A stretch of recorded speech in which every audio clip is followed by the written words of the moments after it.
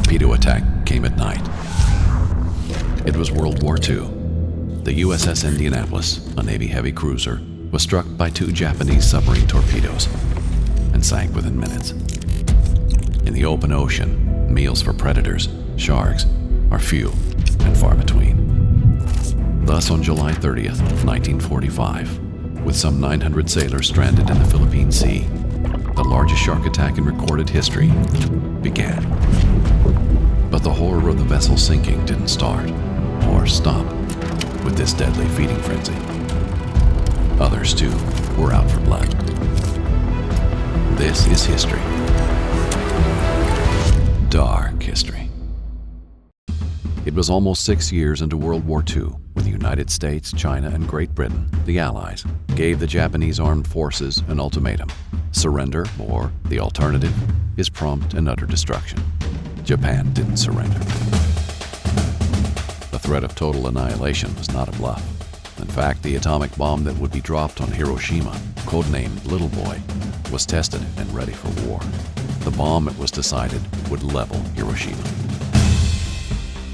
Getting the bomb across the Pacific in preparation for the attack would be a top-secret mission. The man for the job would be Captain Charles McVay. Charles Butler McVay III led the U.S. Indianapolis through the invasion of Iwo Jima and won a Silver Star for displaying courage under fire.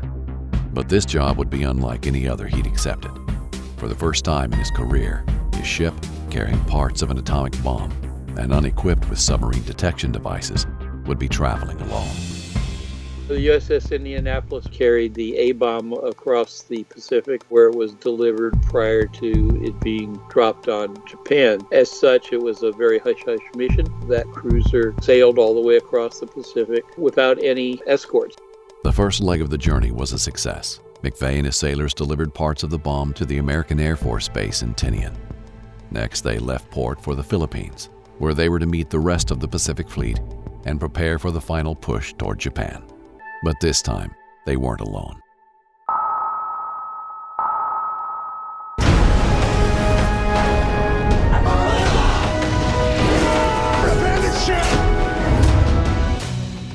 The USS Indianapolis was struck by 2 out of 6 torpedoes that were fired from a Japanese submarine, helmed by Commander Mochitsura Hashimoto.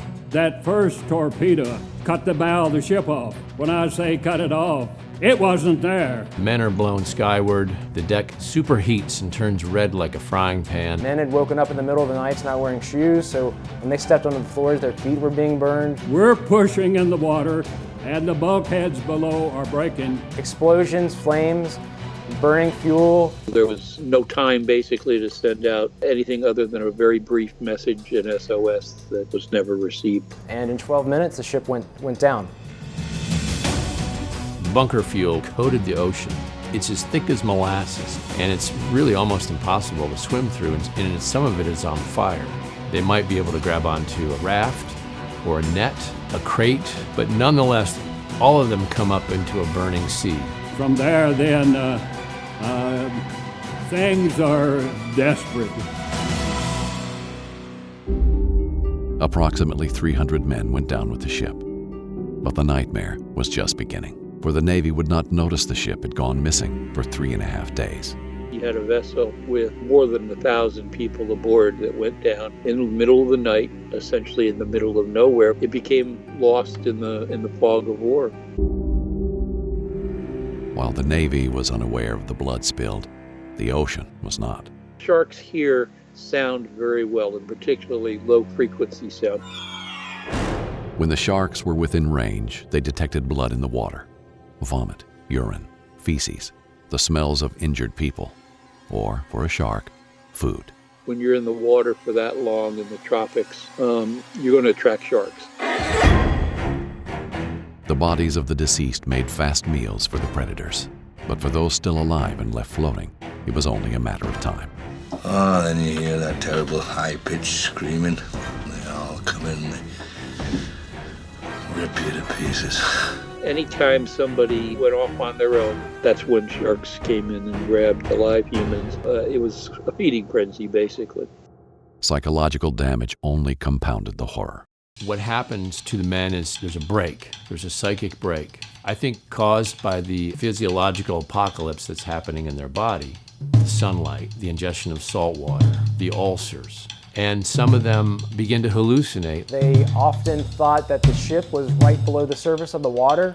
So you had men swimming down to enter the ship, and they would come back up and say, well, I was just in the mess and I got a glass of fresh milk and it's just waiting for you down there. Others are so hungry they're imagining that they're grocery shopping, walking down through the aisles of cold food. You had men that thought their shipmates were Japanese enemies and they were actually attacking them in the water. Between deaths from sharks, estimated at about 50 per day, and wounds, exposure, dehydration, salt poisoning, and other causes, only 316 of the original 1,195 men would survive.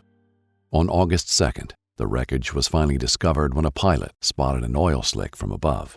The rescue operation was swift, but with over 2/3 of the crew dead, the American public wanted answers.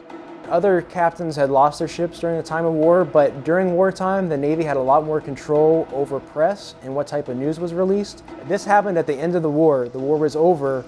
There really wasn't any censorship. So this is really the first instance where the public learned of this loss and there was kind of a public outcry for whose fault was it. It could be argued that more than answers, the Navy wanted a scapegoat. Captain McVay, as soon as he was picked up, the first thing he told the rescuers was, I was exactly where I was supposed to be and not zigzagging when we were sunk.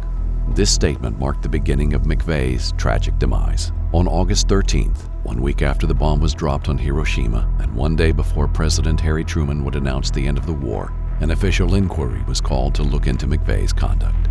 Though many questions have since been raised about the Naval Command's role in the tragedy, the questioning focused on another aspect. Why did McVay fail to zigzag his ship? It was Navy tactical doctrine to zigzag a vessel during times of clear visibility to evade submarine attacks. But the weather was not on McVay's side. Visibility was poor, until for a short moment, The skies parted, the moon appeared, and the ship was illuminated on the horizon very briefly. But in that time, up rises Commander Hashimoto. The reality is, McVay should have been zigzagging technically in that time of clear visibility. However, the other reality is it would have been impossible to make that maneuver happen so quickly. And yet in the first weeks of December 1945, McVay would become the only captain to be court-martialed for the sinking of his ship during the war. His alone, out of nearly 400 Navy vessels lost. It was one of the most publicized court hearings of the decade. In a dramatic twist, Commander Hashimoto himself, who torpedoed the Indianapolis, testified at the trial. Commander Hashimoto testified that there was nothing that McVay could have done to avoid him hitting the ship. Nonetheless, McVay was not zigzagging. He took this charge very seriously. He will say later to a reporter, "I was in command of the ship, and I'm responsible for its fate." McVay, once regarded as the Navy's finest, was found guilty of endangering his vessel by failing to zigzag. Family members of the deceased also blame McVay. They're very blunt and they're upset with him for what happened. Later in his life, he would get hate mail. His dear wife would troll through the mail each day and try to remove those letters. But if she missed them, he would read them himself and roll them in a rubber band and put them in a sock drawer. He carried this weight with him until one November day in 1968, when he stepped out on his front porch and took his own life with his service revolver. In years since, the case against McVay, who was posthumously exonerated, has become even more murky. There was some intelligence available that did not become declassified until the 1990s, which might have cleared him in a court-martial setting, and that intelligence said there was enemy submarine activity along this route. McVay was never warned. The story of the USS Indianapolis is really the story of a bureaucracy closing ranks in its own world to protect itself. I mean, military corporate bodies are meant to absorb loss and keep moving. They need to find a reason that this ship allowed itself, quote, to be sunk and why it wasn't found. And the captain becomes the scapegoat for that. Years later, an Indianapolis survivor would say, McVay was not guilty of anything except the fortune or misfortune of war. And in this epic struggle, bookended for the U.S. by Pearl Harbor and the Indianapolis, ample misfortune would go down in history.